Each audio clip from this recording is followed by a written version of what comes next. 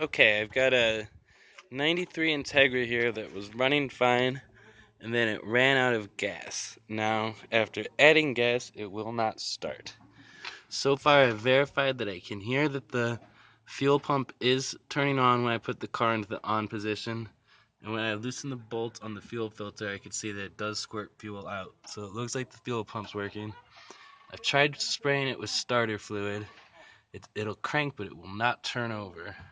I also checked to make sure the main relay seems to be working. It runs the fuel pump, but I can feel it click when I turn it, so I think it's working, and the fact that fuel came out too indicates that it is to me as well.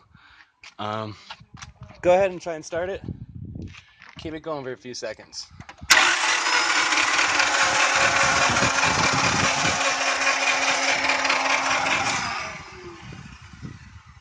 And that's where we are. So I'm really not sure. If anybody can help me out with this, that would be awesome.